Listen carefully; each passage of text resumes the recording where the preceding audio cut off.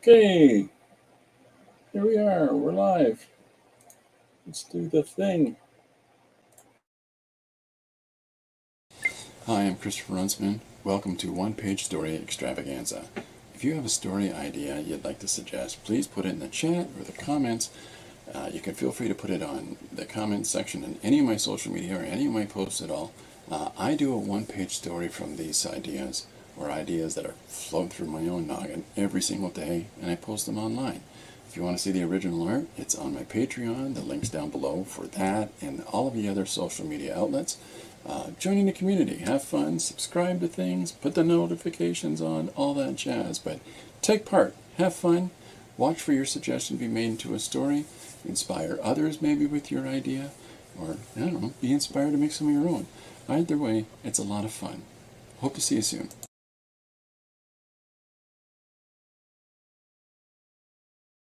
Hi, I'll be there in 1 sec.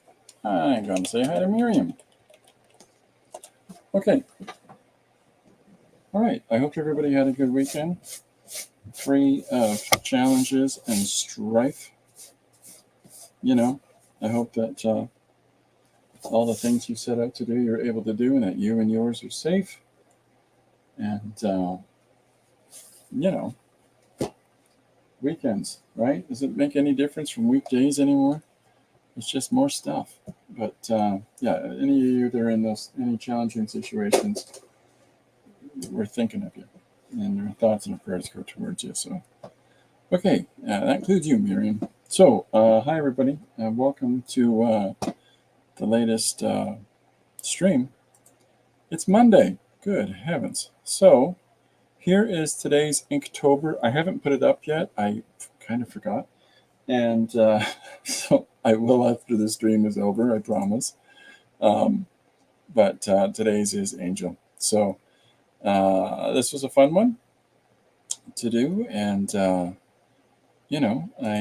like doing it. It was... I enjoy these black and white pieces. I don't just sit down and stick to one medium a lot. And so it's nice to do that. Whereas today's one-page story, which is absolutely ridiculous, is my version of movie recaps. And you can see that in my recaps of some of these movies, maybe I'm focusing on the wrong things in my recaps, because rather than focusing on, the whole romance situation in Little Shop of Horrors and the guy and will he get the girl and he's got to raise the plant, and no, just a plant that eats a dentist, or the kid that rides his bike on the hotel carpet. This is where my headspace goes on things. I tend to think a little bit to the side, so but you gotta have fun. You gotta have a lot of fun. So this page was a lot of fun. How you doing, Dan? Dan's joined us today. Welcome aboard. Okay, so today's I haven't, as per usual, I never pick out one of the one-page suggestions for anybody joining late. That's what I do. Some people send in suggested ideas for one-page stories, and I write and illustrate them, and I do them every day. So I haven't picked one out today. If I'm picking out from the stuff from the convention, which is this healthy, I don't know if you can see how thick that stack is. It's still a healthy stack. But the top of that one is I was a lifeguard for a day. And that's a lot of fun. So I haven't got any specific plan for doing things. The other idea for a close suggestion for the gang that are regularly on the stream here is from Jim, which is Godzilla in therapy. So lifeguard for a day or Godzilla in therapy. I'm going to let anybody decide. This person that says something, I'll do that. Unless it takes you long, I'll just decide one. Because again, it's not about preparing one thing or another. I never prepare anything for these. It's literally just let's go on the fly and work on story. So I kind of like that. I kind of find stuff like that fun. I like the challenge of it. I write and draw stories. That's what I do. And you know, I'm not good with the rest of life. You know, I'm not. I do my best, but you know, when it comes to all the other business part of the art stuff, I you know, but comes to making things, I make things all the time. So yeah, if I have no, I could flip a coin. Brand placement. Okay. All right. So do I have a coin? This side, that one. That side, this one. And I dropped it on the floor. Okay. Godzilla and therapy. This side, that one, this one. Okay. So I'll type it down in the comments. Today's suggestion is Godzilla in therapy. So, and that is suggested by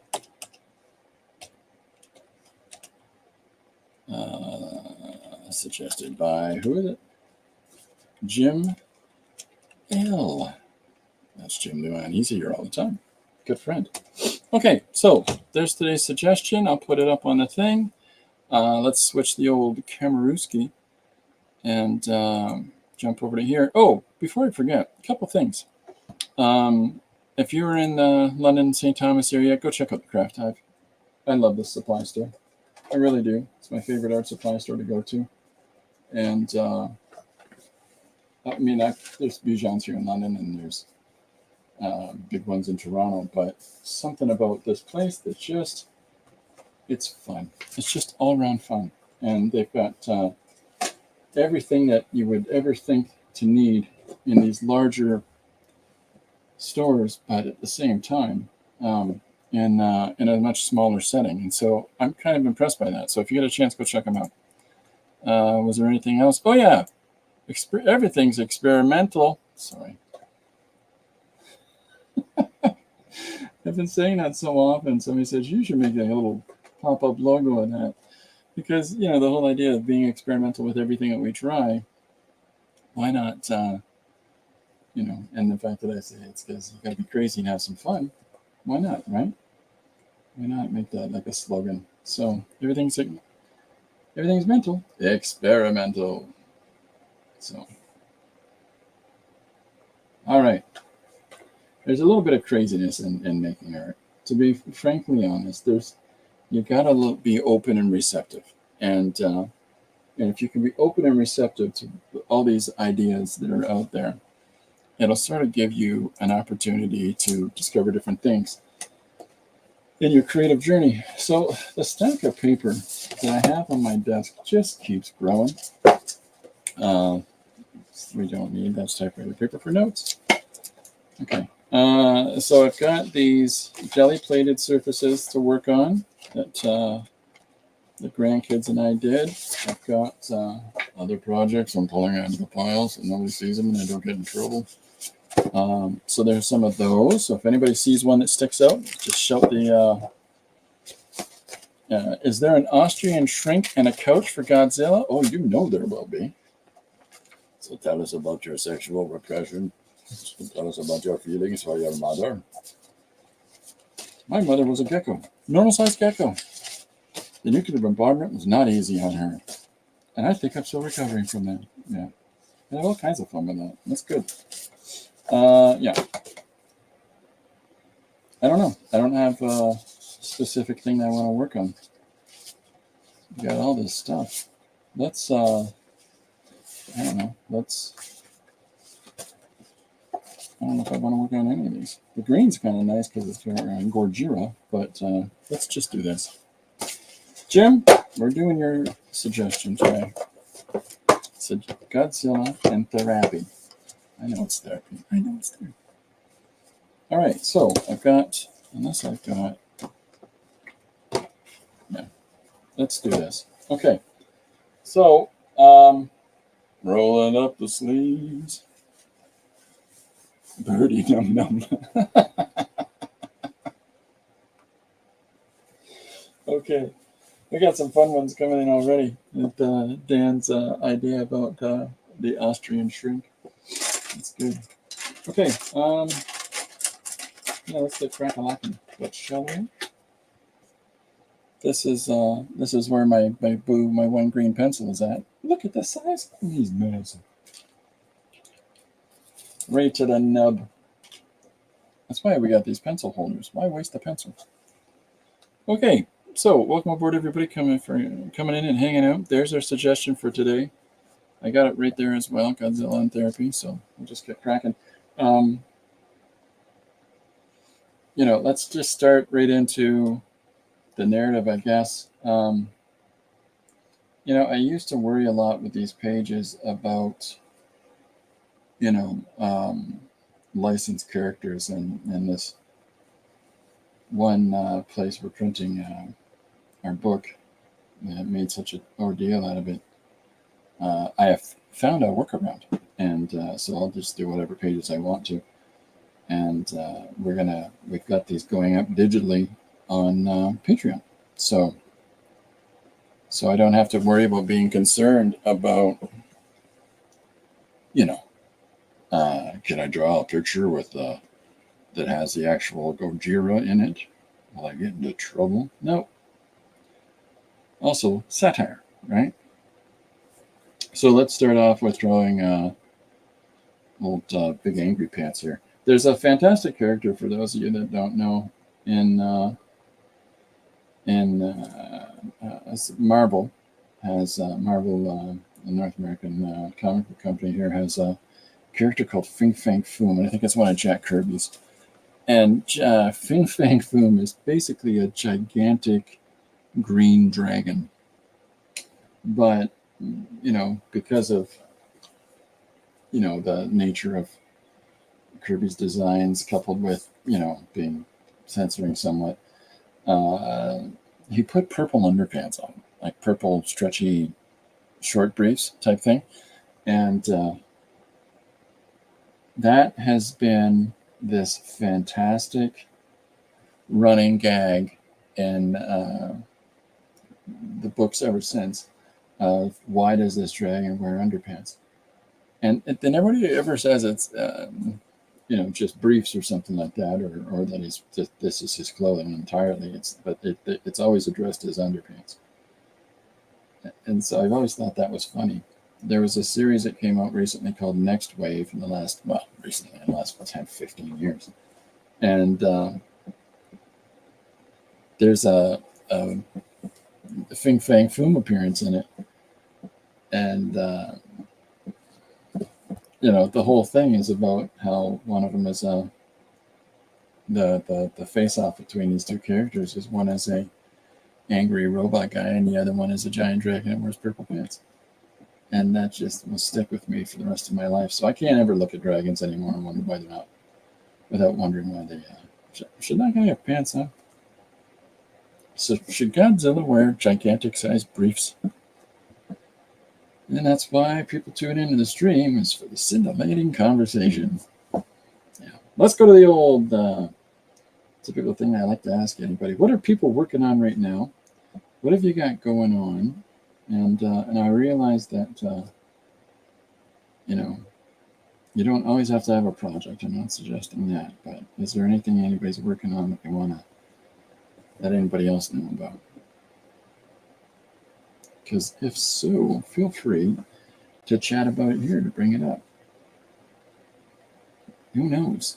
I'll let you in on my latest. My granddaughter was over visiting me this weekend, and she used my drawing pens, and I got to go get new drawing pens. So, first panel, I thought I'd introduce the conflict. I thought I'd introduce what is a visualization of the complaint that we're going to start things off with. So my thought for the shrink, the Austrian shrink, no less, thank you, Dan, that we will have, my intention is to have him on a little couch. For some reason, the word settee comes to mind, but I don't know what a settee is. And a complete devastation, complete, absolute, chaotic smash of city. And sitting there doing his whole shrink thing while Godzilla lies in repose. So that's fun to me. What do we got? Dan says, does anyone make atomic reactor molecules to be able to use good as Mr. Kirby? Hey, here's a big announcement. Thursday at 8 p.m. Hey, man, how's your movie going? Special guest star, Paul Pate. Hey, super cool. Everybody, I'll leave that up for a minute so people can check that out. Seven just called me a sexy tall drink of water. Thank you, Seven. And he's working on a project right now. Excellent. That's excellent, Seven. Welcome aboard. Yeah, does anybody make reactor, atomic reactors or molecular stability like Kirby, like the Kirby crackle it's called? And it's basically, if there's energy around this guy, it would be little balls of crackling bubbles of we don't know what. And real extreme usage of those is in Fantastic Four comics, or the New Gods stuff that he did as well for the DC here in North America. It's impressive to me, the people that respected that man's work. And if you're unfamiliar with Jack Kirby, I do recommend you check him out. This is a storyteller that's focus was more on the storytelling, more concerned about the impact of the actions than he was about everything being perfect and pretty, like a lot of stories are overly focused on now. And not so much. There's a lot of really great storytellers in the industry, most specifically in Europe. I mean, European sequential storytellers are just kicking it right now. But Kirby had this whole thing about telling everything through dramatic movement. And if you've ever been interested in that, look at his work and you'll see what I'm referring to. One more time before I take it down, Mr. Jim Luhan is having a, hey man, how's your movie going? On Thursday night at 8 o'clock, and I'm going to put up a notification for that for myself. Hey man, how's your movie going? Is Jim's stream that he does when he talks about his animated feature film that he's working on right now by himself, and he is making massive progress on this thing. So if you're interested in filmmaking and you want to learn some stuff and see somebody who can put the proof to the pudding of what he's been doing, this is the guy. Jim's incredibly talented, and I'm happy to call him a friend. And then on top of that, he's got me making some silly sounds for his thing. So there's a line that because I'm doing some stuff in the project where I'm a bowling commentator. There's a line in it that honestly made me laugh so hard, and then I had to say, "That's good writing when you can make people laugh just the idea of the word of the sentence." Man, oh man! I'm streaming at that time, but I will catch the rerun. Super cool. 7 is doing 13 Horror Tales of Captain Cryptid and Night Terror Strike Force. Oh, that sounds cool. That sounds super cool. And Miriam will catch that in a rerun. But Miriam is streaming at the same time on Thursday, too. Big John Bashima work with Savage Sternacoma when I was a kid was a treat each month. Oh, I could see that. It's one of those things where you look at certain guys' work, and there's certain creators, like Buscema is synonymous for me with Conan, right? Like there's just certain creators that it's hard to separate their impact on a project, from, everybody else is adding their creativity and everybody else is putting in their inputs. But when some people hit it, right, it just sort of stays there. Like, you can't talk about Sergeant Rocker, World War II, like soldier stories, without thinking about Kubert, right? Without thinking about Kubert Sr., not his two sons I'm referring to, but the Mr. Joe Kubert himself. And it just sort of sticks in my head. Like when it comes to Torpedo, like I don't know if you ever had an opportunity to read Torpedo. It's about an Italian gangster. It was illustrated by Alex Toth, and in my head, it's just Alex Toth. The Rizzordo is just Alex Toth, And if you're not if you don't know who Alex Toth is, oh, I got a treat for you. Look up Alex Toth. So you're welcome. You're gonna enjoy that. That's gonna be a lot of fun. Well, anyways, I'm excited to find out about Paul getting interviewed, and I'm excited that Miriam is safe and able to do some streaming. So this is all good stuff. Good news. Good news. Okay, so I'm drawing the latest iteration of this big guy. Oh, and Seven is working on a film in post-production. This is good stuff. Safe 2. Seven, I'm sorry, I gotta look up Safe 1. I'm gonna have to look that one up. It's don't tell me anything about it. I want to find out. It's about a safe that gets cracked by this guy in this place, and then you escapes with his freedom. No! I had somebody do that to me yesterday. Miriam says I've rested enough. Yeah, I hear you. There's also, lots going on in your neck of the woods, so I hope that everybody's all right. Okay, so I'm drawing big hunka guy. So is there anybody else? I want to ask this because I have a theory. It's Theory Corner. I have a theory about the new Godzilla design. I think he looks like a cat. I really feel like he's a cat. And it sounds silly, but I can remember seeing Neil Adams work with Batman. I was hooked. Maybe my favorite comic artist. Ooh, very cool. Very cool. I took Neil Adams for hamburgers once. It was really fun.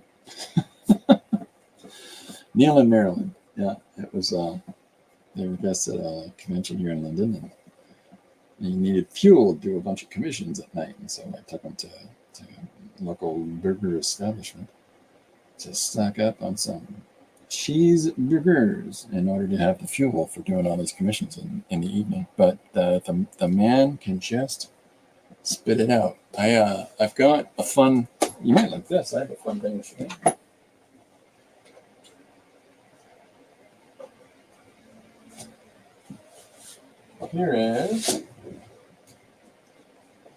Here's a picture I got from Neil. This was a gift from Neil. This is the poster, Superman breaking his chains. But this part is the original sketch at the bottom. So that's super cool. I love this thing. I keep it up on the wall here in the house and in the studio. Very nice man. Don't tell me, Seven, you're telling me the movie. I don't want to know. I like going into things blind. I really do. I look at, I won't finish trailers. If Netflix puts a trailer up for something, if it looks interesting in the first 10 seconds, okay. Otherwise, goodbye. But I'll just randomly pick whatever. And when I finish a film on one of these streaming platforms, whatever they suggest next, let's let it play. I leave things playing in the studio. It's, and then other times, like I'll sit down over there in the lounge area of the studio. If you're wondering what I'm referring to, there's the studio tour stream that I did a while back. But I'll sit over there, like Jim sent me DVDs of all his work, and man, I sat right there and just glued to it. Fantastic. Supersized cup. Okay, so here is our angry kitty. the reason that I say I think that the new Godzilla is kind of like a cat is the way that if you look at his body proportions and look at the body proportions of a cat, if you were to upright a cat's physiology, there's some similarity in how Godzilla is. And then at times, the facial structure has similarities to like a feline in a really kind of weird way. I can't describe it, but now that I've gone and said it to you, you know, it's going to stick in your minds for some years. But okay, the spiky bits on the back and the nuclear breath and all that, not very cat-like. Dan says that is something special. Oh yeah, he's fantastic. It's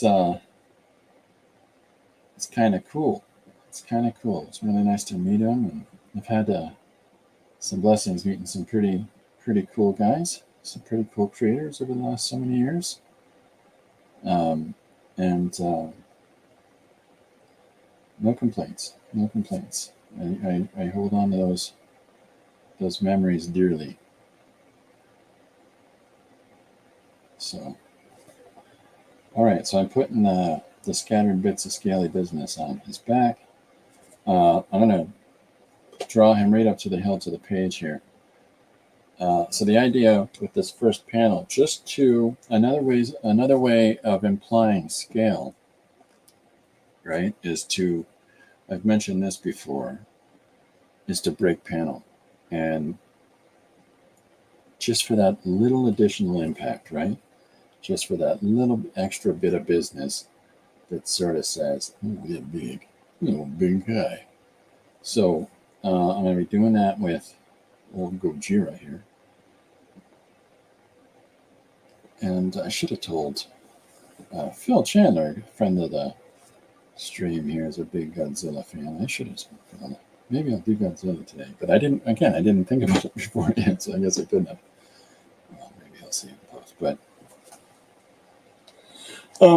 yeah, so what was I going to say? Scale. So one of the things that I'm thinking about right now is, as I'm drawing in Godzilla here, and I'm figuring out where we're going to go with the rest of this page, because like I usually say, just get started. Just get started working on an image, some kind of introductory image, whether it's in the contextual framework for the story that you're introducing, or if you're introducing the main character, or if you're introducing just the problem itself. When I say contextual framework, I mean the world building part. Like what is the setting? What is the scene? What is the, like if it's a warehouse. Next panel, there's a bomb, right? Like, you're just introducing elements. But so in the first panel here, this is what I'm doing. I'm introducing a Big Mad Laser Kitty, and then we'll get on to the next aspect of it. But just to get things started off here, let's get Big Mad Laser Kitty. So, you can't listen too close to me, because every silly idea that I have in my head, somebody's going to go, no, that's stuck in my brain. I'm sorry. All right, so I'm going to grab a ruler. Oh, ruler. I just had it. It's hiding on me. I must have dropped it somewhere. Oh, we'll use this guy. Okay. I have a big squaring ruler that I really love to use. That's why I was being all fussy about. Fussy. Okay, so I'm going to do this. I'm going to take a line across here below where his hand is. Okay, and that'll be the extent of this panel. And then I'm going to run a line top to bottom like so up there. And in addition to that, we'll do the standard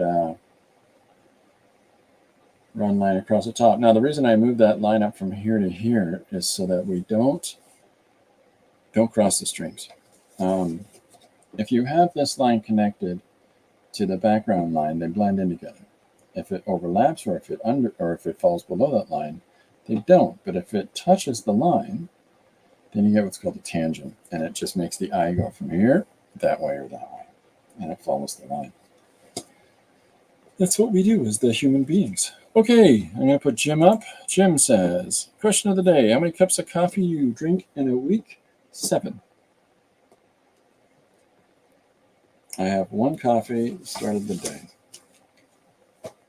7 coffees in 1 week. So there we go. We put a run line going across here, run them down there. Okay, so the other line that I was going to put across the image is a Lexer, and that is for Godzilla's leg, and it just dips below. But now because we've got his leg here, the scales up here, the scales up here, what that is forcing subconsciously on the viewer is that he's bursting on the panel and he's too large for the panel, or there's a sense of action. Oh, we got our first answer. Miriam says none. Not a 1. No coffee for me. 27 Jolt Colas. Yeah, I don't know. A lot of people don't drink coffee anymore. I'll have an espresso. It's the same thing. It's still coffee. I'm sure you see that. Someone will lecture me on the differences of espresso and coffee.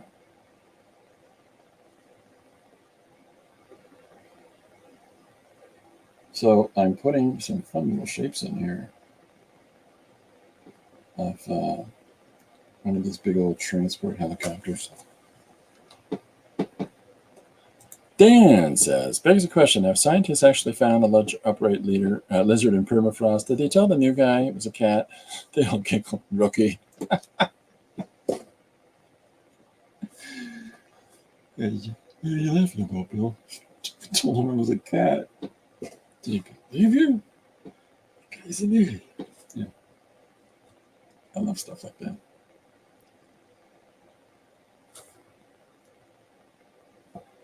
Yeah, what's in the ice over there? Something called Mothra.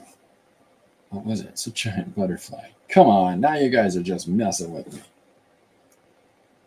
Serious, man. It's a butterfly. That's dumb. Yeah, you're just saying that because you don't understand. Like, there's these 2 little twin girls, and when they sing to it, it's on our side. Okay, that's it. Now I just know you guys are messing with me. Whatever, rookie. Whatever, new guy. You know what I forgot to do? I forgot to put in the rest of his yapper. We have a Godzilla if he hasn't got his lovely singing voice. What are we doing here?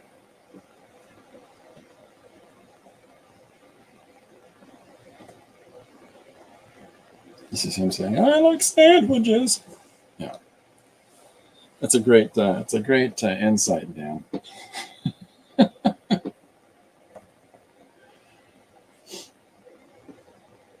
What does this Mothra lizard thing do? Well, it gives an energy boost to Godzilla. What?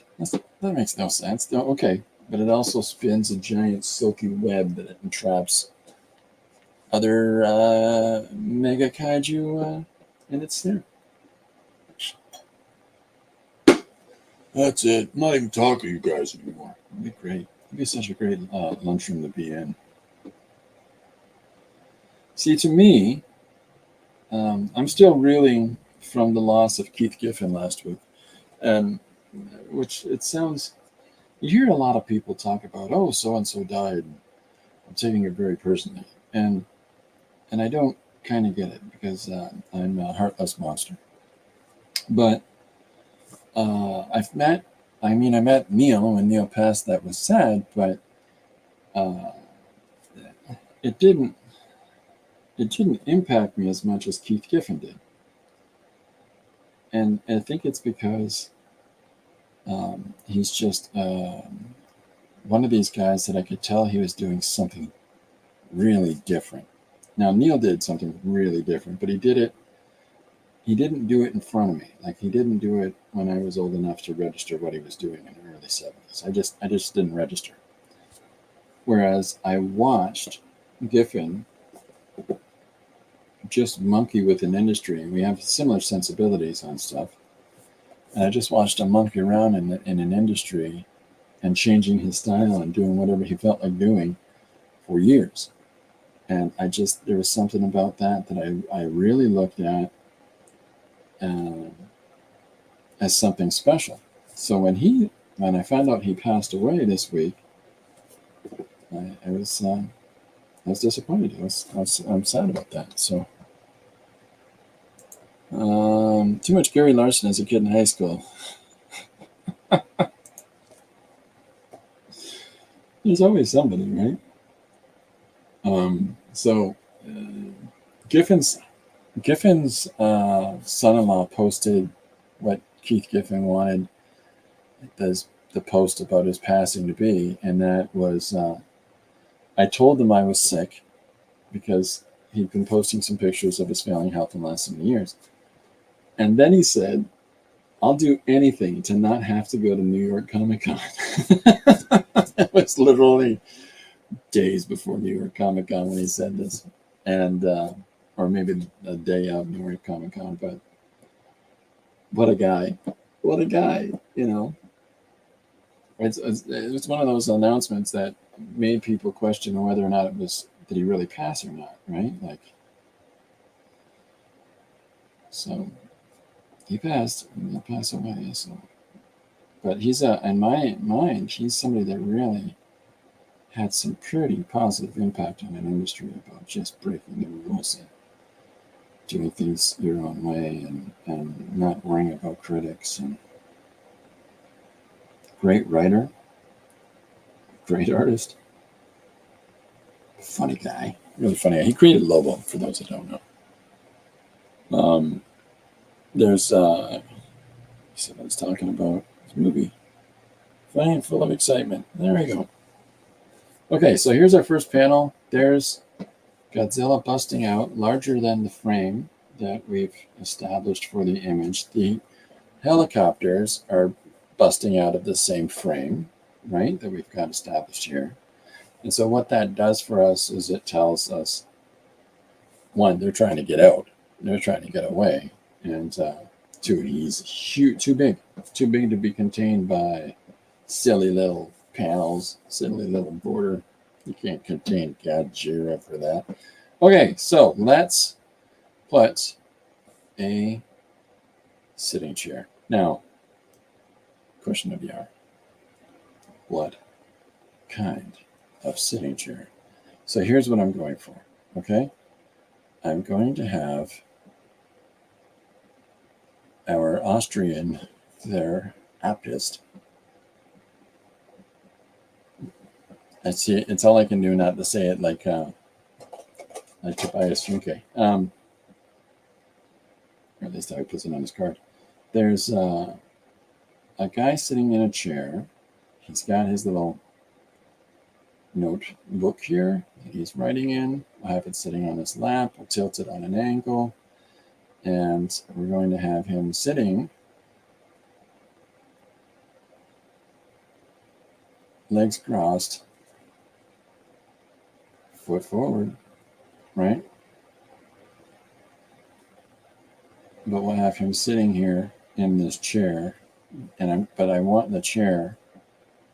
He's not comfortable, is my point. I want the chair to be at a crazy, goofy angle.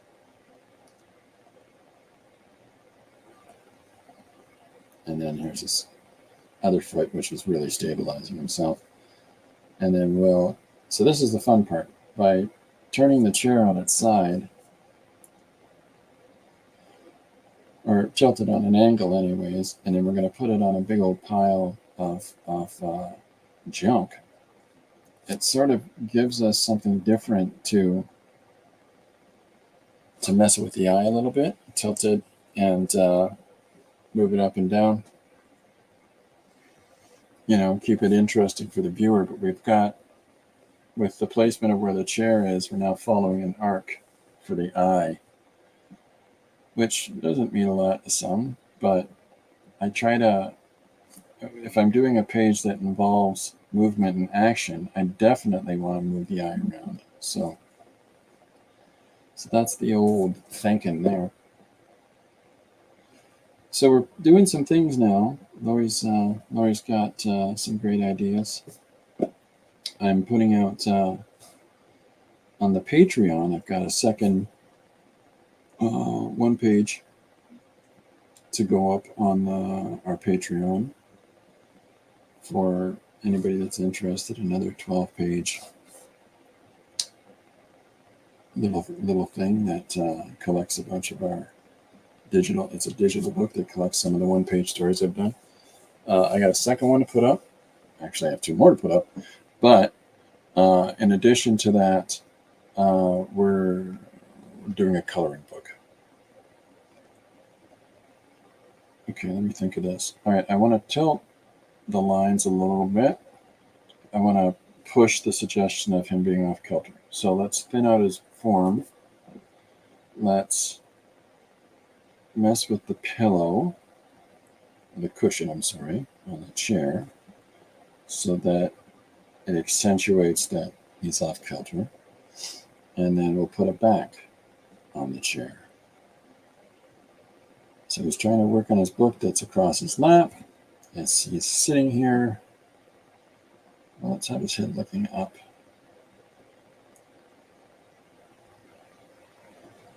And we'll put his glasses. Let's give him some peepers.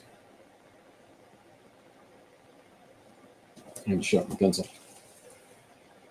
So sorry you lost a friend, Chris. Oh, thanks. I appreciate that.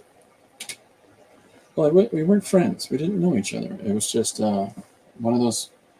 There's a handful of people that we think of that of having impact on our own journeys, and we look at what they've done and who they are, and you think to yourself, there's somebody who's I appreciate what they do, and having become informed enough about them, I appreciate who they are and how they engage. And if there's one thing, I think that he may well be the most influential person for how I look at storytelling and how I'm not going to conform to expectations. Mr. Shooter gave me the quote that's going to go on this next book is that I have a heterodox storytelling style, and that just means that I don't follow the rules. I don't,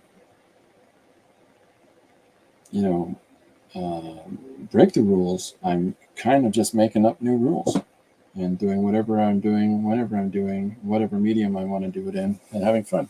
And so that's an important thing to me. 7 lost a fashion mentor earlier this year. Oh my. Sorry to hear that, 7. Yeah, it's been a year. But he's probably the first, he's probably the first guy that I grew up with that's passed away. There's another creator that passed away this year that I was really sad to hear about, but we're the same age, so,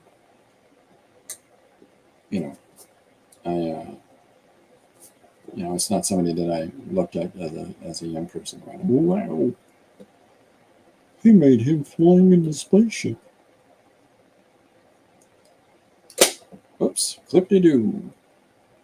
Okay, so I just shortened the leg a little bit. I'll do that. I'll go back and noodle a lot. So what we need to do is to make sure that it comes across that this thing is on a pile of junk, pile of broken. There's a funny movie called Hedwig and the Angry Inch, and there's one line in that movie that sticks out in my head, and is I was sunbathing on a piece of broken church. He's lying on the door to a church building that's been blown up in World War II, and sunbathing. But just that line is so ridiculous. I've been catching some sun on a piece of broken church. It's just crazy, just a crazy one. Okay, so I have to think about some household debris in order for them to stand on. And the other part that I want to make sure of is that there's a separation between the chair and the top of the pile. And then we'll emphasize that a little bit by putting the shadow from the chair definitely in there on top of the pile of refuse, right? And then whatever value is here, if we color this, is going to be the same matching value as what's back here to push, to force that background and back, and to allow our foreground. You know what I'm going to say? Come on up forward. So, yeah. Okay, so let's separate. Let's make a separation line for these panels because I want to allow connection so that helicopter is getting really close to this scenario here. But I want to maintain the boundary between these two. So one of the things that I could consider, is when I'm illustrating the backdrop for, if I'm going to put the information in for the backdrop for this guy, I can play with it even a little bit more and push that even and farther in order to, or push it in more so like this, so that you get the sense that these helicopters are moving into the background of where he's sitting. You know, it's things like that I try to think about, because you want to have some continuity from image to image, but at the same time you want to have the individual, this is what this one's doing, and this is what that one's doing. So here's our therapist. I've got to draw a big old pile of rubble. So let's put smashed up car and so on and so forth in the foreground here. And we'll just wreck that up a little bit. Just to sort of push the idea that I want to make that car a bit bigger, I think. Push that window over farther. At the very least, it has to be large enough for him to get inside, right? The very least.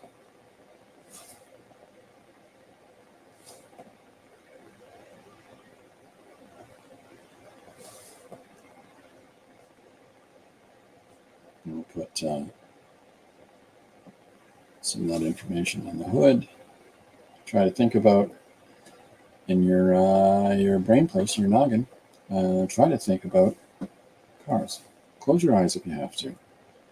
Think about cars. Think about the parts of cars, because just in this moment, you're driving a car. And you know what cars look like, even if it's a car from your childhood, because that's maybe the time that you spent focusing on the appearance of a car. But in the course of doing so, you're able to access that information while you're working. So that'll be one part of what is in this big old pile.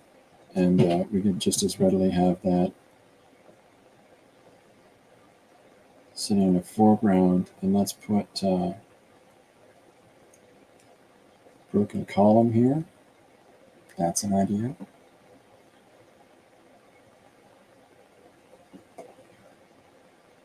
Here's a ruler.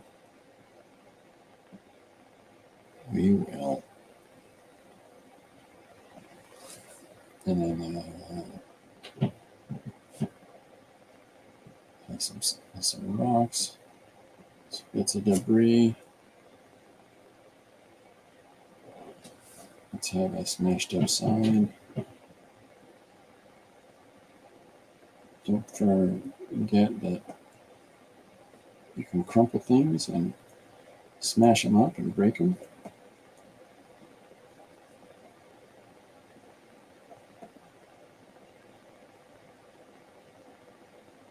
if you're drawing an object that has, like, so here's our object. But if our object is folded like so, then whatever you were going to draw, like let's say it had Joe. Let's do Joe. So if you want to accentuate the fold, turn the letters. Bend the letters. And then as it's crumpling like this, we'll follow that. Here's what it should like. Here's what it should look like, I'm sorry. And here's what's happening. Anyhow.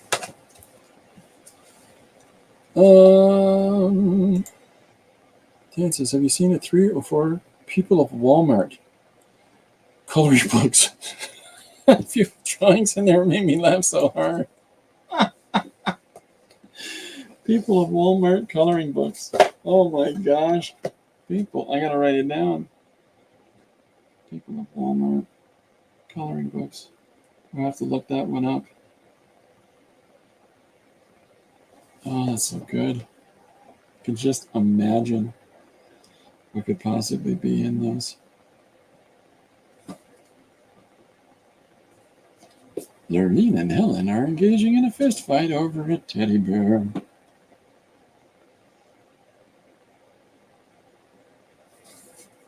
Okay, so we're just putting in some shapes and some random items instead of overly focusing on every facet of the pile. I'm going to put a door here. And we'll know it's a door because we're going to make it look like a door when we're inking it. Piece of broken church. And have some fun. I try to keep my pencils, if I gotta ink this thing right afterwards. This is me putting a carpet, by the way. Some formality here, people. If I'm going to have to ink stuff that I've penciled, I'm not going to draw really tight pencils because it's no fun. All those helicopters, don't they know to add climate change? Giant lizard.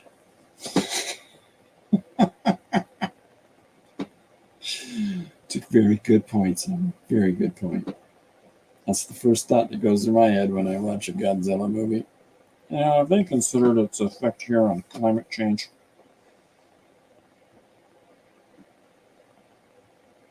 There's a new television series on Prime, which is set in the John Wick universe, and it's called The Continental, and it's all about the Ian McShane's character, about a young man version of him taking on the hotel. And, well, the gunfight, bang, bang, all this business is interesting. What, in my opinion, is far more interesting is the depiction of New York in the 1970s. It is brilliant. I mean, brilliant. Like, I just couldn't get over it. It was so well done.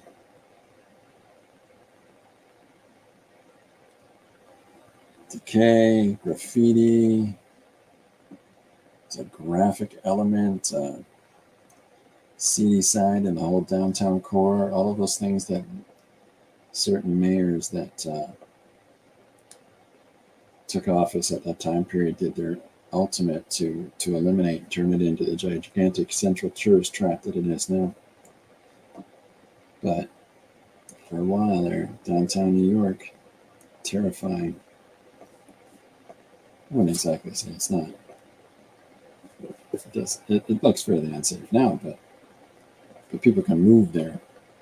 I don't think people could before. So I'll have to look up the people of Walmart coloring books. That's somebody's hit a niche there. Man, oh man. Okay, so here's our therapist asking Godzilla. So here's the theory. Panel 1, okay, is I'm just getting tired of it, you know, like everywhere I go, they follow me around and shoot rockets at me. And then panel 2 is, okay, and how does that make you feel? Just, you know, Sad? That'll be our response. So just trying to come up with some more refuse to put here on the image, and then we'll get on to our next panel. And our next panel of this, of course, is going to be the therapist's response.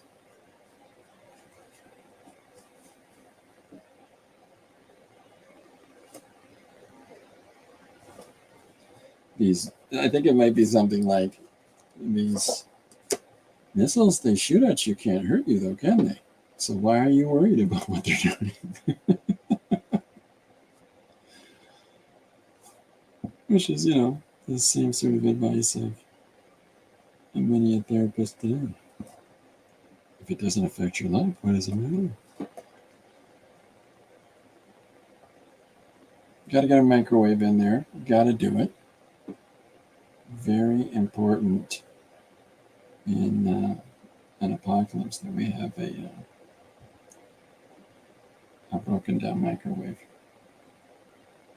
amongst our refuse pile / throne / therapy seat.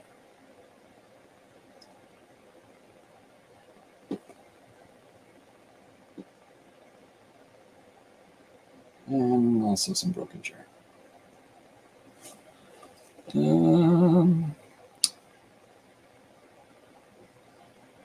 See, even the King of Monster knows it affects the environment, Christopher. There you go. Let's do some exercises. Primal scream therapy. Good. Let's work out some shadow work. Right on. Dead on the money there, that's for sure. If they jumped off a bridge, would you jump off a bridge? Is that a fat reference? Because bridges can't hold me. Feelings. Yeah. So much can be done with this kind of nonsense.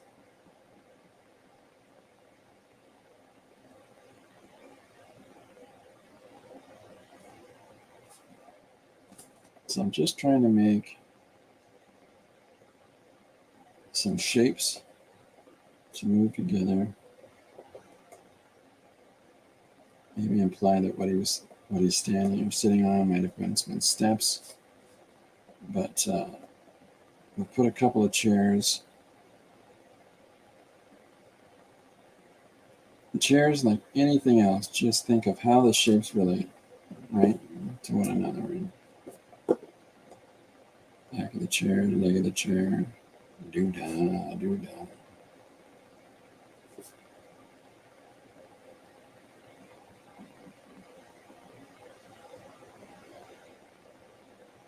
Okay, so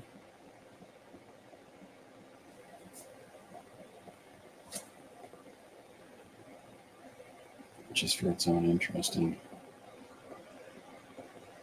shape, put in that little bit of table, maybe? I don't know. Does that make you feel sad on a scale of 1 to 10? Miriam says, Godzilla's mom says, my son loves me so much. If only you can talk to me in therapy. That's awesome. It's okay. This is where you can share your feelings. This is a safe space. Oh my gosh, you guys are all brilliant. This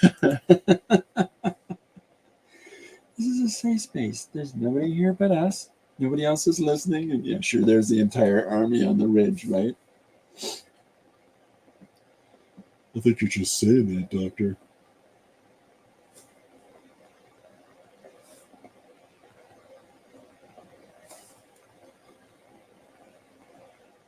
But we can only get one point across here with our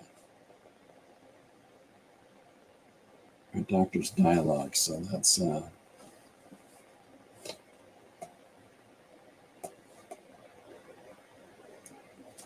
just try to figure out which one of those I'll use. So this is me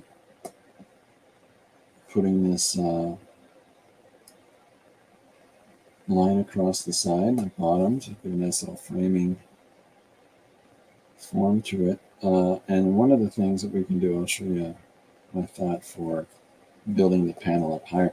Now, I fully understand that when I'm drawing these panels, text is going to cover stuff, right? Of course, we need to be aware of that.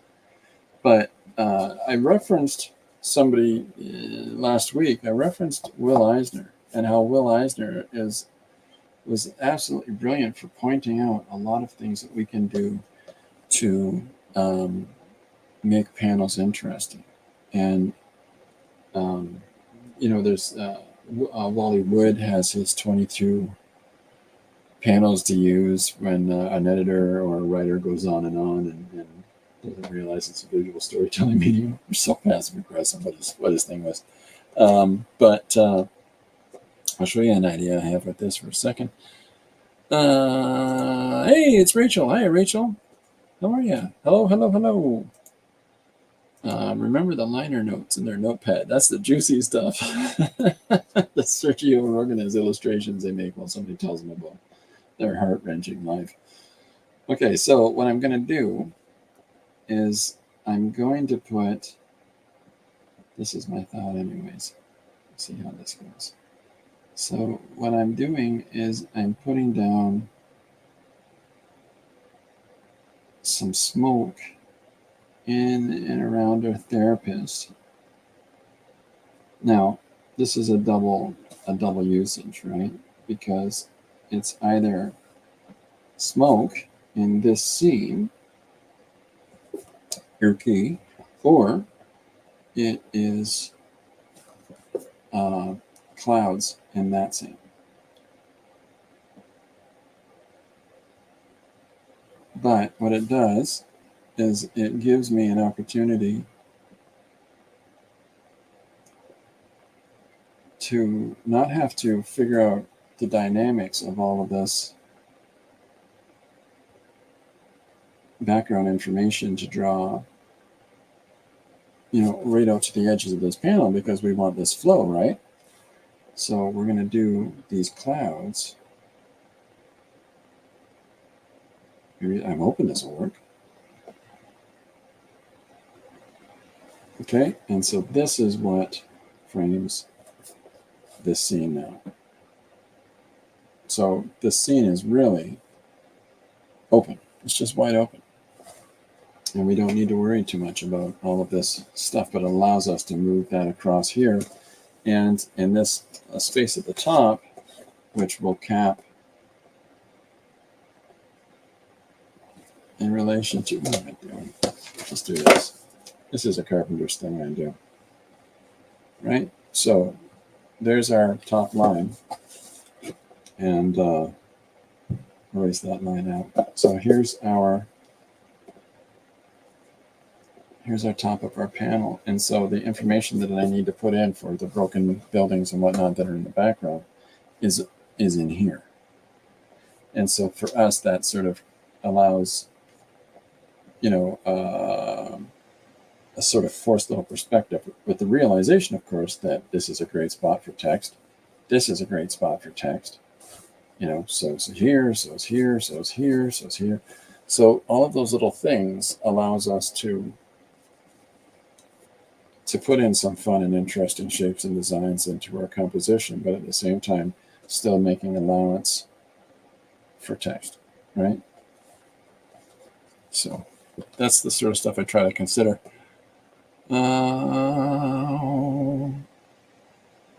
Rachel, hi, Rachel, hi, Rachel. She says, hi, everybody. Hi, Rachel.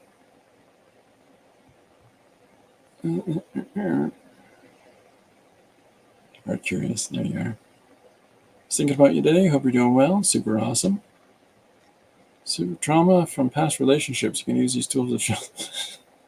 I'm not doing all that seven. That's fun, though. That'd be fun. Here's some crayons. Don, what's up? I'm waiting for eye surgery. Heading to Connecticut for Thanksgiving till New Year. Oh my gosh. Well, I hope that goes well, Rachel. You're in all of our thoughts and prayers there. I hope everything goes good and that alleviates some of that pressure you've been under. Your eyes have been causing you some challenge for a little bit here. So, okay, so I'm going to do some broken buildings at this point, where I'm just going to play with some lines and try to I put in some shapes that hopefully the viewer's eye will fill in. So if I do each of these floors to have a balcony, maybe that gives us a better sense of apartment building.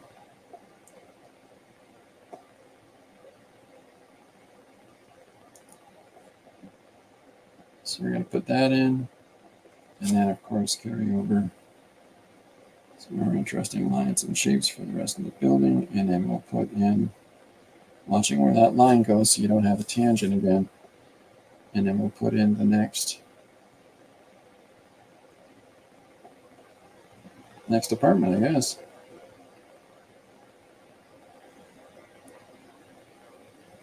So tonight, I've got the Comic Jam here in London. We've been doing together as a group since 2015. I'm looking forward to it. At the same time, it's like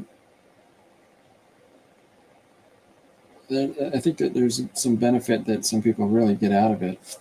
I spend my day working in the studio, and then,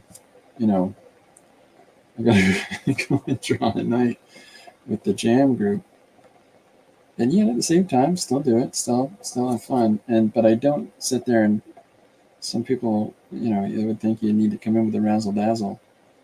And hey, everybody, look at how pretty your drawings. And I tend to just look at it in a kind of utilitarian way and try to draw similar to how, let's say, some of our youngest or least experienced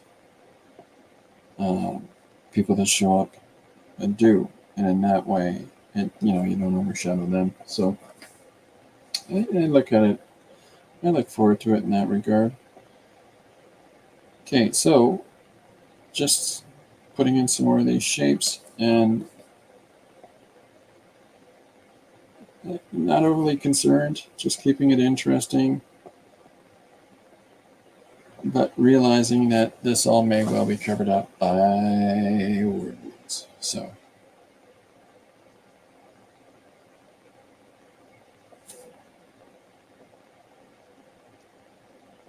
I'll put a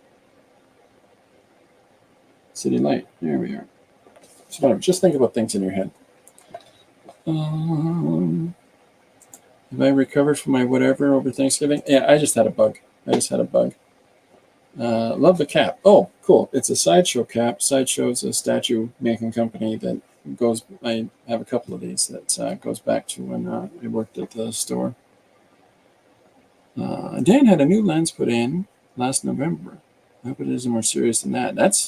I hope that's all healed up and doing well for you, Dan. Dan, oh, here we go. Dan says it was about to kiss the doctor's feet and getting a second chance to see you again. There we are. Rachel says, loving your jelly plate work. Dan, are you doing jelly plate work? I'm going to have to look that up. Dan Alshon, I'm going to have to look up your stuff anyways. Okay. Yeah, I'm trying jelly plating lately too. And when I do it, I use this is for illustrating a page right on top of. And I kind of like that it just gives all this textual, visual complexity to it. There's textural, not textual complexity. So makes me have to pull up my old bootstraps. Rachel says to Dan, I hope the doctor changed his socks when he went to kiss his feet. I thought he smelled like Gouda. Ranch. Okay, so let me get that off. So the 7 sneak my past relationship really hurt me. I want to share with others. Her friends here and everything is confidential, doctor and patient. Rachel says, I have missed you. Yes, we have missed you very much, Rachel. I'm glad to hear that things are on the move, things are happening. Okay, so we've got ourselves to the point now where we want that up close view or on some level with the monster. I've got him screaming in the first one. I've got the therapist lying here in the second, or I'm sorry, sitting here in the second. And I thought about having Godzilla lying here for the third, as though he's on the ground and close, like face conversation with him. 7 sending a hug and lots of empathy. There we are. Or maybe we have him yelling. Yeah, why don't we do that? There's no quiet talking. How's that? No subtle, oh, doctor, but I feel like this. Let's just have him holler into the moon. I'm trying to think about scale.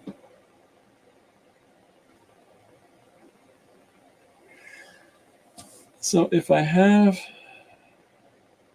like, let's say I have this pile of junk. Let's rough this out. Sometimes it's good if you have an extra sheet of something around if you want to think about something for a second, right? So we've got our first 2 pages. Now, if we think about switching the angle, reversing the camera so that we're doing a 2-person back and forth, not left, right, but front and back, okay? And we've got, here's our broken chair up on top, okay? Here's our priest sitting in it. Now, and if we've got our big old pile of rubble, okay, sitting here in our foreground, and then in addition to that, to make it a little more interesting, we can have some forward ground. What did I miss?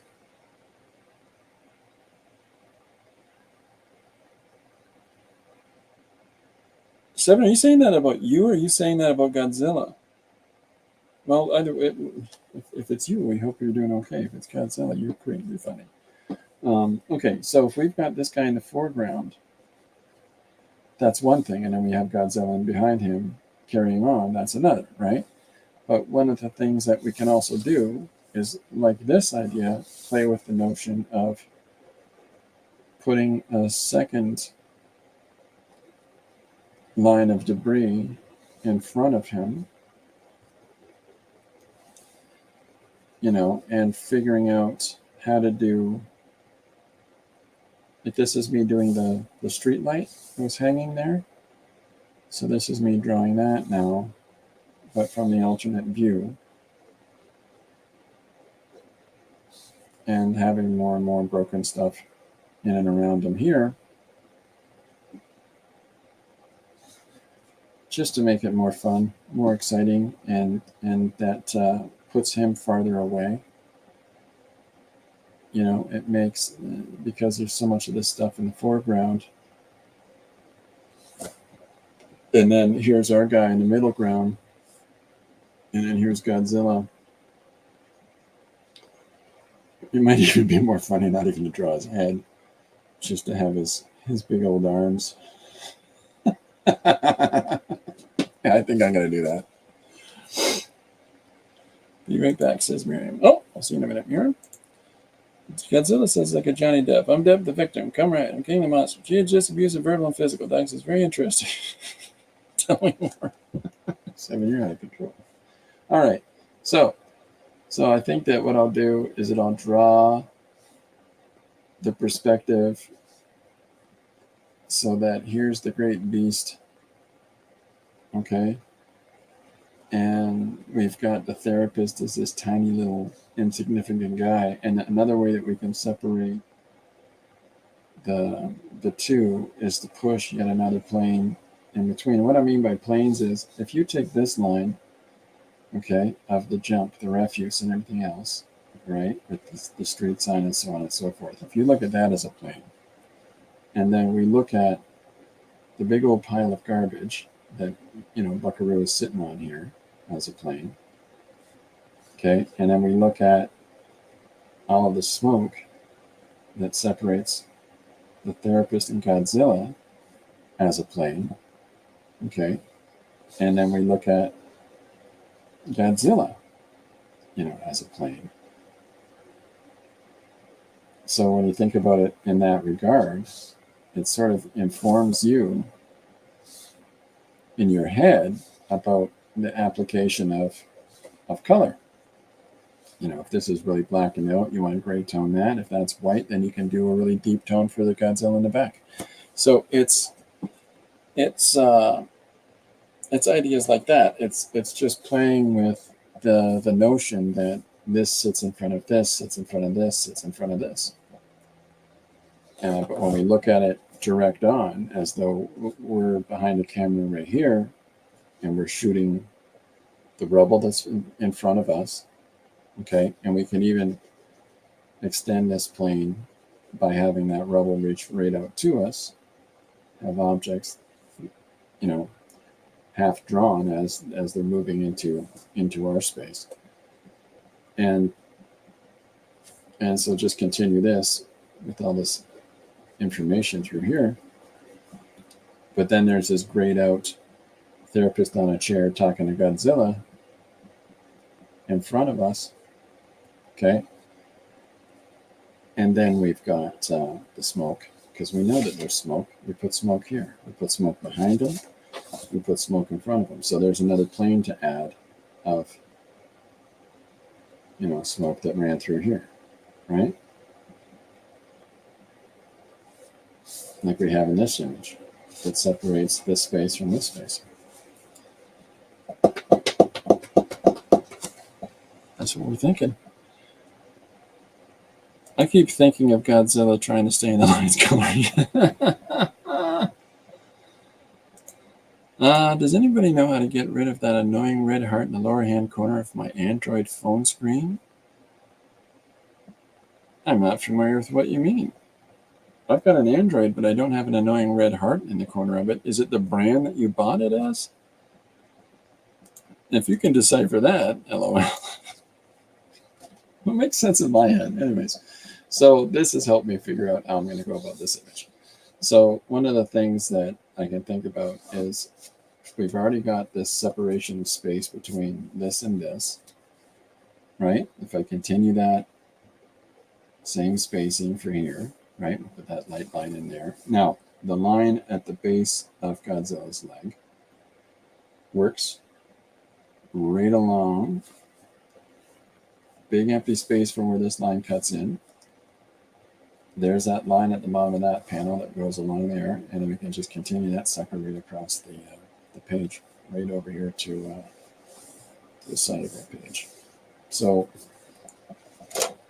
there's our big 3 panel at the top, and then the third one is the response from Godzilla. So however I draw him and wherever I draw him, okay, his text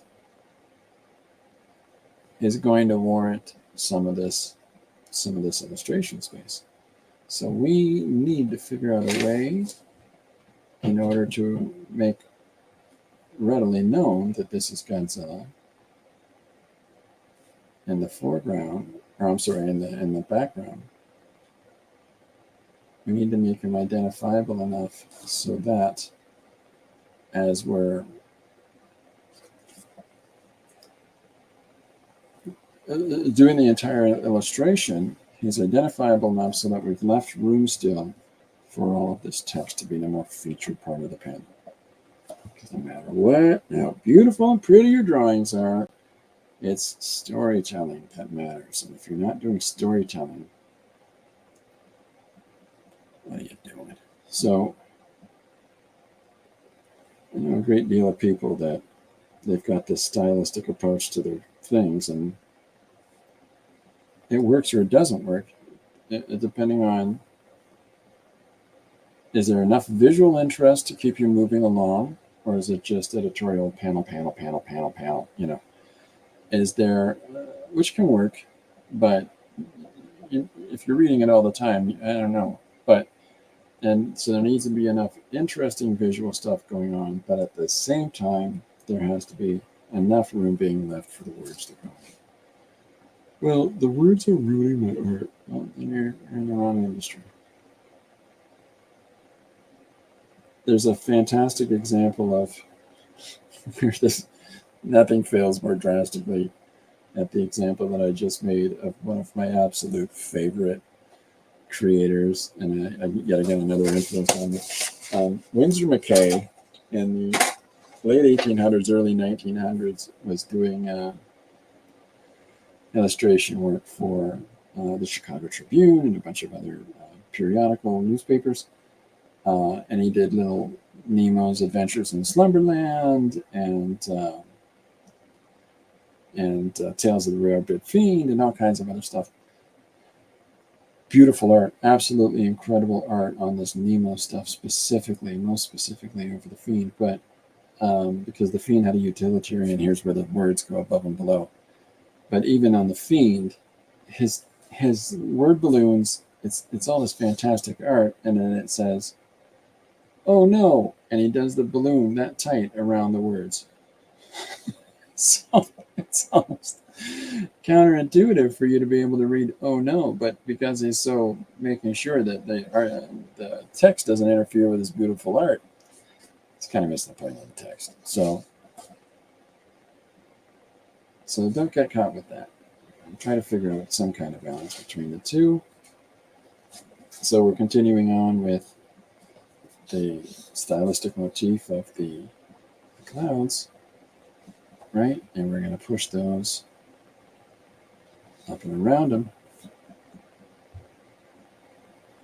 So I think I'm going to bring this in, the side of this. I'm going to have it equal to that. So there we go, editing. So we've got the clouds put in now. So there's our guy sitting on the pile of junk. There's the clouds in front of him, right? There's that plane. Now we want to put this pile of doodatery and junk, and here's a fridge and so on and so forth. Here's all the wreckage of the city. You know what? I got to think scale-wise. If it's closer to us, it's going to be bigger.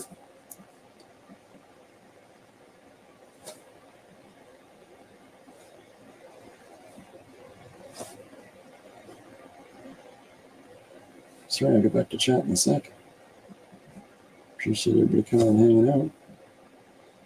I hope you're fun. Or having fun, I'm sorry.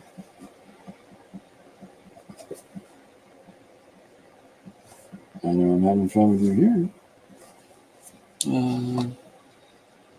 So, pun intended, heart and corner of Android phone. Oh, okay. 7 says, love this live stream, Christopher. Love it. Oh, thank you, 7. I have it on regular chat sometimes, Rachel. I'm afraid if I double click, I may launch something in North Korea. If it's like this on your screen, right? Let's say your screen's this, and you've got this random thing sitting here. If it's a heart, it might be a friend trying to talk to you in messaging. If you tap it, it opens up. It might be a messaging thing. If you lift it and drop it, an X will appear. You can hit it with the X and it's off your screen. If it's what I think it is. If it's not, and we've launched something in North Korea, sorry, everybody. Don't blame me. I stubbed my toe. Okay, so we're just putting some shapes down, but the shapes that I'm drawing here of the objects that are in this foreground, I'm trying to draw your eye in a specific direction. So I'm trying to make you look at this way. I'm pulling you into here. So whatever I'm putting here, whatever it is, even if I'm covering it up with something else, that sneaky monkey is going to make your eye go to here, go to here, go to here. So it's sort of telling you what the focus is. Now, even if I come across ruler the image here,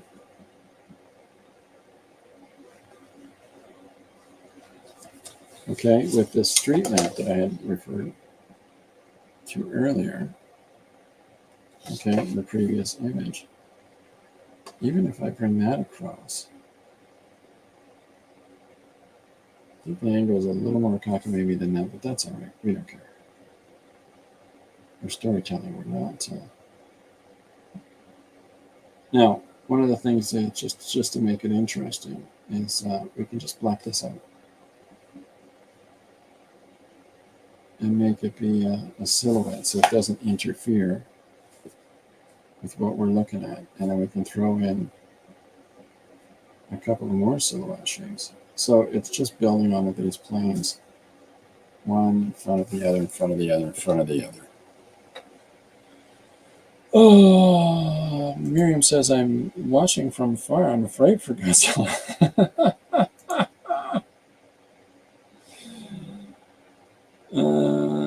Do you having real love at the time, or do you want to stay in a toxic, poisonous relationship? You just have to stop. Just end the relationship. And then Rachel says, it's toxic, poisonous relationship for me for sure, Simon. There you go.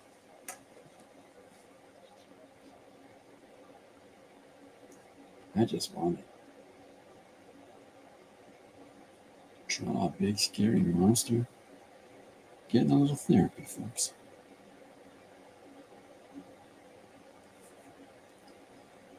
So we'll put that there. And we'll put something else here. Something. So we've hidden that line in there, but these lines are all still, keeping on.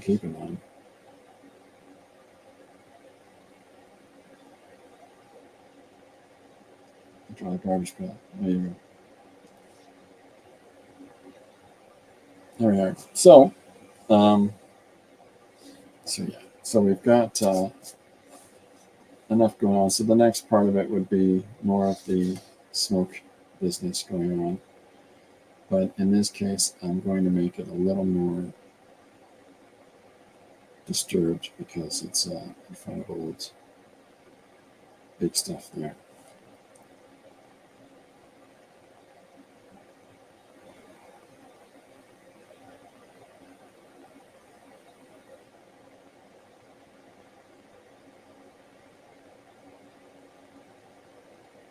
So we've got some more fun and interesting shapes. But similar to how this is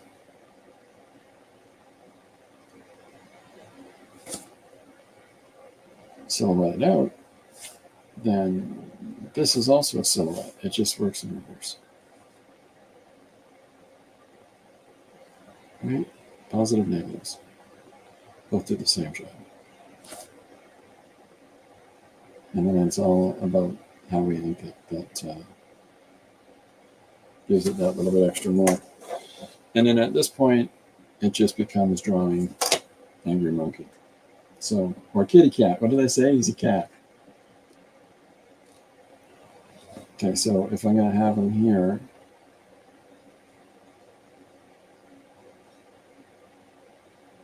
I'm going to want his hand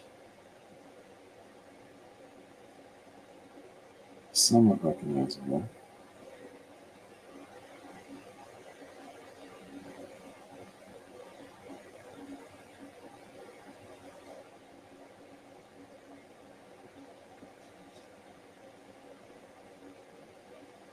And at the same time concealed, right?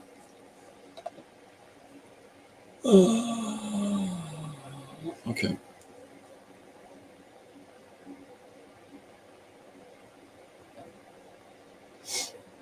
All right, so we're drawing some of these folds. I'll get rid of that now.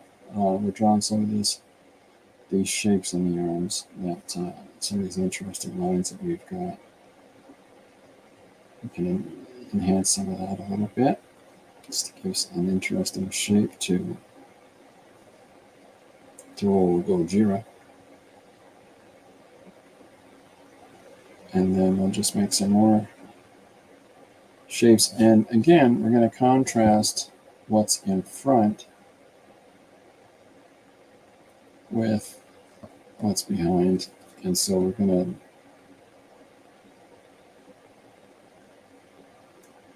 blacken out a lot of, so this is like a mid-tone here. This is going to be a lot of blackened out stuff as or actually I think this would be the dark gray and this would be the solid black, so that you're not entirely sure how big this dude is. You just know he's big. So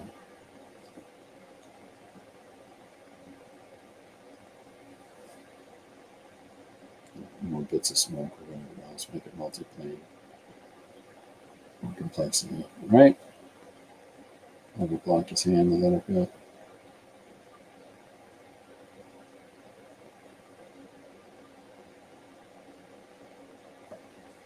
So there we go. So then we've got our big shaggy-dog. So X's, when you're penciling to be inked, if you hit X's in large voids, what you're actually saying is that fill this with black. It's a black fill zone. It's a little shorthand for you. That way you don't have to sit here and fill in all the black areas. Like I didn't fill in all the black areas that are there because I know that's a big X. Right? So we're going to continue on with, there he is in his scale.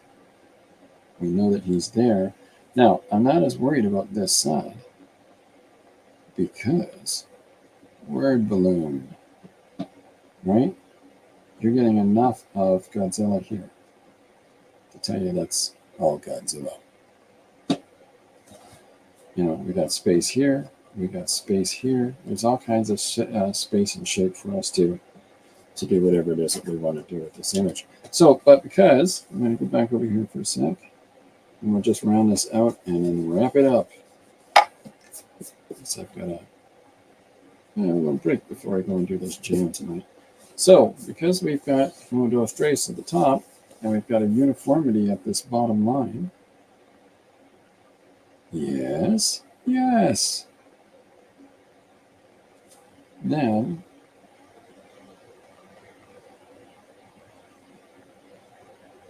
centered.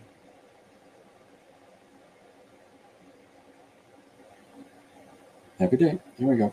So, now because we've got this uniformity of a bottom line, it keeps the rhythm moving 1, 2, 3. It doesn't make anything drop below the line, so it doesn't interfere in any way with the eye. And the composition, because of the mirroring that we've got this shape for Godzilla. Here's the feet. The focus of this panel is Doodah, or natural tendencies left for human faces. So here's Doodah at the top, and how does that make you feel? So, and then we go right back down again with the lamp, the street light sun. So that makes our eye do this. Now we're back here. You know, it's the little things. So now we're back to this space here. And if I cut in, this is another way to tell you to move across. So if there's a white void around this panel and this panel, your eye isn't going to gravitate from here down in here because there's a separation between them. And in addition to that, this panel doesn't run right to the edge, which would make you think it's connected somehow. Right? I was watching Land of the Giants.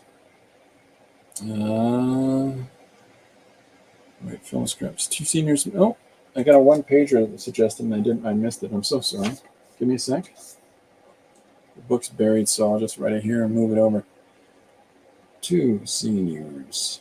Seniors. Meeting at their 60th school reunion. Good heavens. There'll be 3 people there. One with hearing problems. This is fun.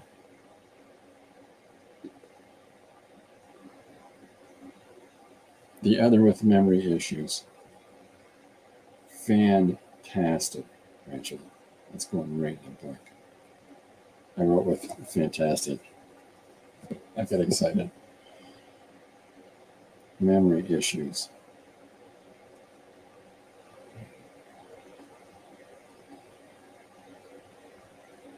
Fantabuloso. Stick that right there so I don't lose it. That's awesome. It's going right in the book. Okay, Yeah, I got that down. Thank you. Was watching Land of the Giants. Portion of billions of the regular sized people was amazing. Yeah, the 68 series was absolutely genius, and it set the tone for ways for people to understand perspective between micro and macro. It's the efforts that they made in that by making giant miniatures of the needle and thread and things like that is astounding. And the cat stuff is just killer. See you again soon. So it's going to get better. Godzilla trying to fit in. Facial. Amen. Always miss your humor. There we go. Okay, so we've got 1, 2, 3. And then the fourth one is going to be our response to the entire scenario, or the fourth and fifth one. So, Godzilla, here's the people streaming this way. How does that make you feel? It makes me feel really small. So, couldn't help myself. It's all about scale. And so then we need to have the priest say something, and then, of course, Gojira say something. So, if this is the run to the edge, then space to space, that's going to be that big, because that'll be the edge of the page. Okay, so this is all dead stuff. Okay, and then we'll just stretch across. So that means my center is going to be 24 and a half, 12 and a quarter. Here we go. So if this is my center, okay, and I've been doing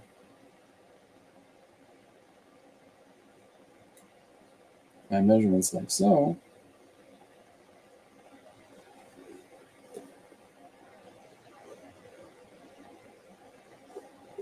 and there's my framing to put the response from the therapist or the rapist, and then there's the response again from Godzilla. But that is 1400. Thanks for Christopher and chat. Hey, thank you, Seven. Yeah, okay, so I don't want to spoil the ending, but I'll give you this. Everybody's shooting missiles at me and flying helicopters around me all the time. Nobody leaves me alone. And how does that make you feel? It makes me feel very small. And then we've got 2 more things here. And that'll be a big punchline. Bum, bum. Okay, so Godzilla in therapy, as suggested by Jim Lewin. I'll be posting this tomorrow on Instagram, Facebook. If you want to see the original art, and if you want to support the channel and all that jazz, I have a Patreon going. The link's down below the video. And you'll see all the original art there in its different stages. So the original drawings are preparatory stuff, and then the scanned image and the page, it's unblemished, because when I put the pages up on Instagram and Facebook, I've got the promotion for the next day's, that day's show. So if you want to see it without any of that, that's a place to look. And the Patreon's also got the collected books. So with that, I think I'm going to sign off for now, because I got lots more to do today. And I'll see you tomorrow. Okay, thanks everybody for coming out. It's been a lot of fun. Thanks for the ideas. Thanks for the funny. It's been enjoyable. Everybody stay safe. Seven says thanks, Christopher, in chat. Miriam says thank you, Christopher. Fantastic. Been absolutely awesome. Our new visitors, I'm going to go take a look at your stuff, see what you're doing. And otherwise, 2 p.m. EST tomorrow. I'll be back, and I'll see you then. Bye for now.